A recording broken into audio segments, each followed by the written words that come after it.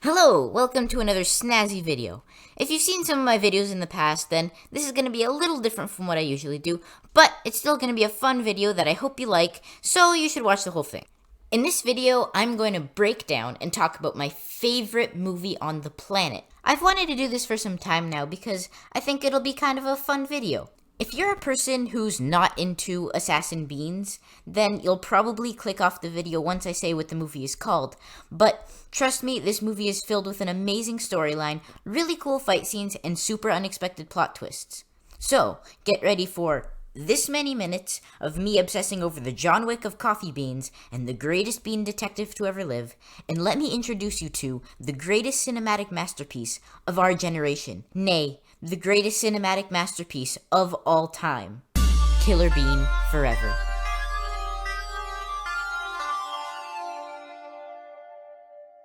Grenade! The movie opens with one of, if not the greatest starts to a movie of all time. About a dozen coffee beans dancing in a warehouse for a solid 2.5 minutes. Then the DJ of this little bean shindig, who you can recognize by his orange hat, gets a call on his phone, and it's a dude asking him to turn down the music, or he'll come over there and turn the music down himself. But since this bad bean don't listen to no one, he turns up the music louder and proceeds to do this, which I'm assuming is an attempt at dancing. Then the party is interrupted by a car crashing through the garage into the warehouse where the party was being held, killing 3 beans and destroying the DJ's turntable, hence turning down the music. Then a mystical bean flips out of the car, and we are introduced to Killer Bean. The partygoers there, who are all armed with heavy weaponry, interrupt Killer Bean's monologue about how he gets irritable when he doesn't sleep. When I don't get enough sleep, I get irritable. And you don't want to make me... By shooting at him, and an epic fight scene between Killer Bean and everyone else there ensues. I'm not going to get into too much detail about the fight scenes throughout the movie, cause I don't want this video to be way too long, but just know that they're really cool, and when a bean dies, it's with ragdoll physics. So Killer Bean kills everyone in the warehouse, hence his name, and while this is happening, the DJ is calling someone named Vegan. Once Killer Bean finds the DJ, he prepares to shoot him. Then the DJ says, "Do you know what you're getting yourself into? Do you know who I am? Do you know who my uncle is?" Then Killer Bean replies like a total savage, "Yes, I do," and shoots him. The next morning, we see a completely useless cop just standing outside the warehouse. He's so useless. Just look at that dumb face. No one likes you. Then we meet one of the main characters in the movie, Detective Cromwell. Detective Cromwell. One of only 2 beans who wears real pants, and he's my personal hero. I aspire to be you, Detective Cromwell. Cromwell and the useless cop investigate the warehouse, and while doing so discover 3 important things. That the warehouse belongs to a gangster named Cappuccino, that whoever killed everyone used gold bullets with bullet casings that read, "This bullet casing is the property of Killer Bean. The bullet was meant for someone else." And that this cop is utterly useless because he found nothing and made Cromwell do all the work. Once they're done investigating, they go outside the warehouse and see Vegan. Remember him? He's the guy the DJ called before he got killed. We find out that Vegan works for Cappuccino, the owner of the warehouse. And Cromwell has been trying to arrest Cappuccino for years, but has no actual proof to do so, so he always lets Vegan and Cappuccino walk when he encounters them. But as Vegan walks away, Cromwell throws him one of Killer Bean's bullet casings from the scene so that Vegan knows who did this. And the other cop did nothing, like usual. Later that morning, we see Killer Bean in all of his glory. He gets up and just aims his sniper outside at cops, then gets a call from a suspicious caller who says something along the lines of, "Killer Bean, you shouldn't have done that last night. Killing all those beans, we don't want you drawing any attention to us, and especially yourself. Just complete the mission and eliminate the target. Stop being so reckless." Then Killer Bean gets real mad that he was called reckless and opens up his drawer to reveal his beautiful gold guns. After this, over in some part of China, in Bing Bao's Eat Food, a really cool ninja-looking bean named Jet Bean gets a call from the same sketchy people that just called Killer Bean, saying that he needs to complete a mission in Beantown. Jet Bean, you have been activated for an urgent mission in Beantown. Beantown. Then he leaves the restaurant after throwing knives at the restaurant employees, and we don't see him again until later in the movie. But don't forget about him. Back in Beantown, we meet the infamous Cappuccino, a Hispanic pant-wearing gangster who just whacked 2 beans out of his window. Vagin walks up to him and tells him about what happened at the warehouse the day before, and we discover that the DJ at the party was Cappuccino's nephew. That's why the DJ's dying words were, "Do you know who I am? Do you know who my uncle is?" Vagin says that he suspects that one of Cappuccino's rival gangsters hired Killer Bean to take down the warehouse and that he might be coming after Cappuccino next. So Cappuccino obviously tells Vagin to find Killer Bean and kill him. What about Killer Bean? What do you want me to do? Oh, nothing. Just send him a box of chocolates and tell him thanks for the memories. You idiot! What do you think you should do? Kill him. Any way you can, by any means. Put him in the ground!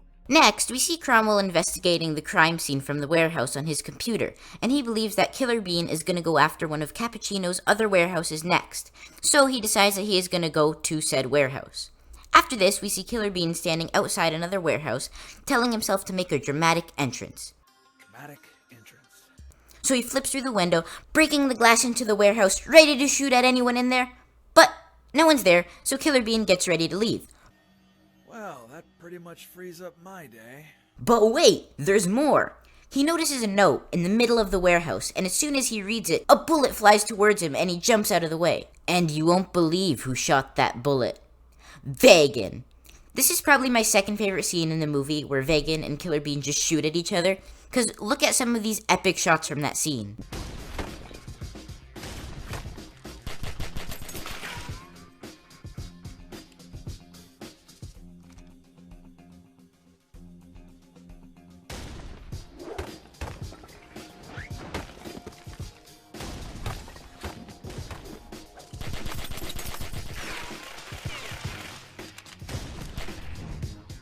The fight ends with Vagin's gun breaking and him throwing it off the roof and walking away. Killer Bean, who I assume is out of ammo, decides to let Vagin walk and goes outside where he finds a bar which he is just absolutely shocked about.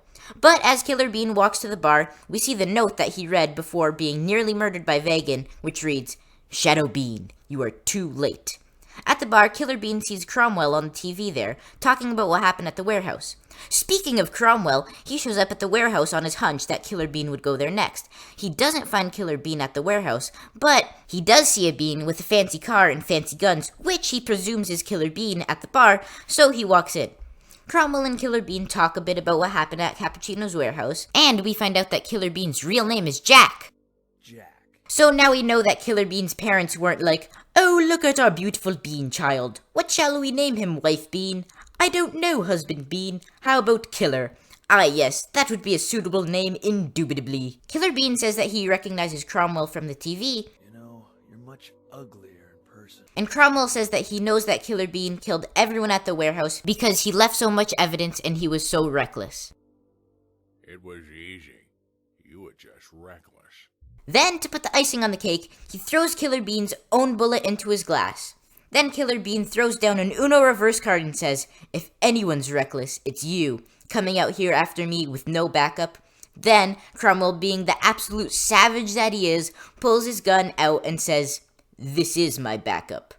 Then they have some more friendly banter about how to kill Cappuccino, and Cromwell says that he's bound by the law, so he can't just shoot Cappuccino, but Killer Bean isn't, so Cromwell offers to help Killer Bean kill Cappuccino. He writes down the address of one of Cappuccino's main warehouses on a note and gives it to Killer Bean, and says that if he helps him, he'll say that some gangsters killed Cappuccino's men in the warehouse, but if he doesn't, he'll arrest him. Then Killer Bean says, "You gonna take me in?" Then Cromwell replies with his usual epic amount of savagery and says while picking up his gun, "I can take you down." Then they point guns at each other for a while until the bartender interrupts their Mexican standoff and Killer Bean goes to the bathroom.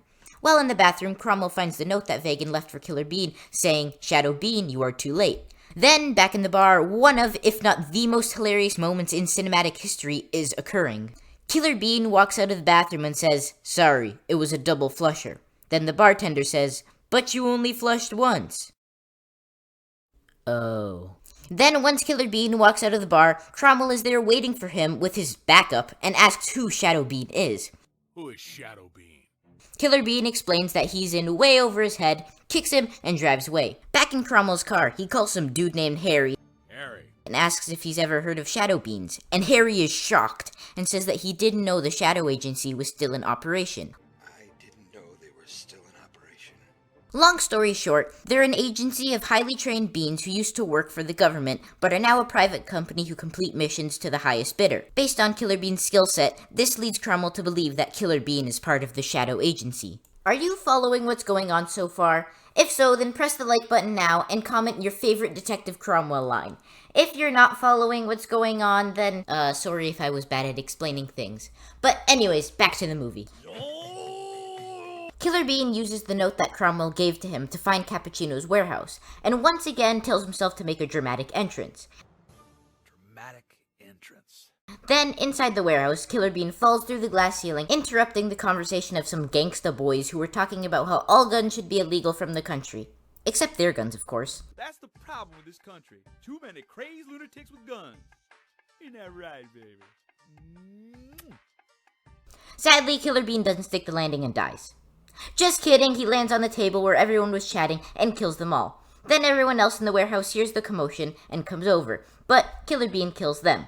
While this is happening, one of the beans calls Vagan for backup, saying that Killer Bean is here, and then Vagan asks, "How do you know it's Killer Bean?" And the other bean says, "Well, he's killing everyone." Vagan then says that he's sending over some mercenaries.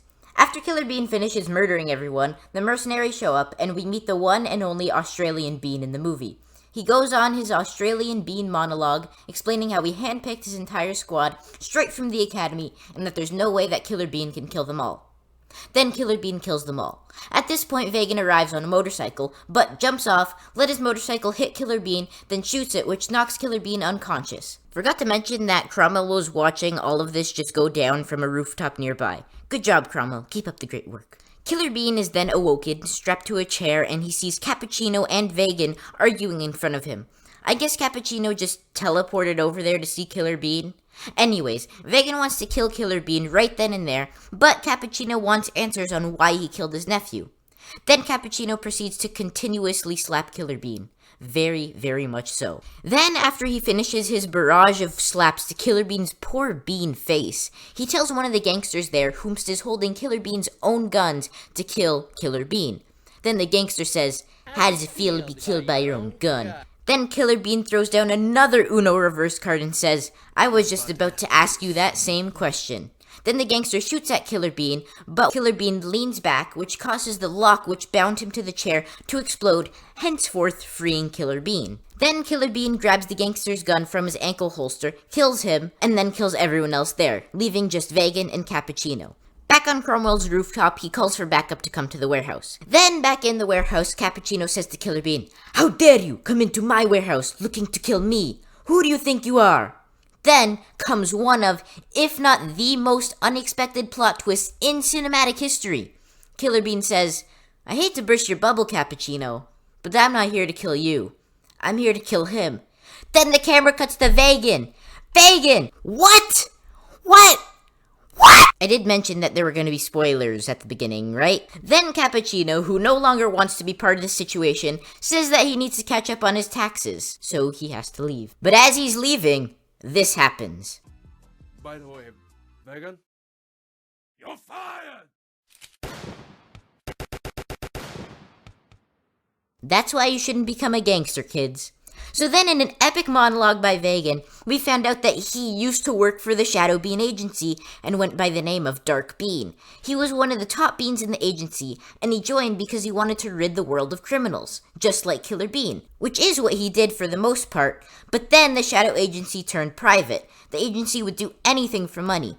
Vagan knew he needed to leave the organization when he was hired to deliver guns to a gang which he had just spent years trying to take down. After that, he stole information from the database of the Shadow Agency to use to help him complete his mission of ridding the world of criminals. He said that he worked for Cappuccino because he had connections in the criminal world, which would make his job easier.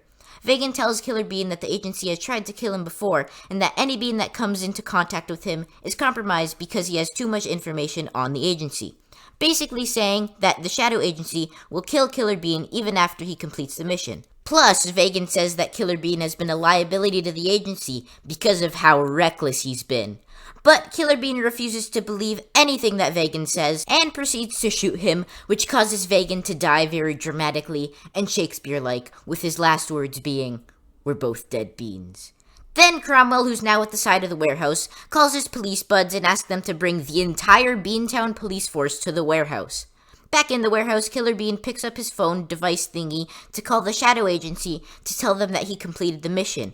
But when he looks at the phone, we see that he's been deactivated as a shadow agent.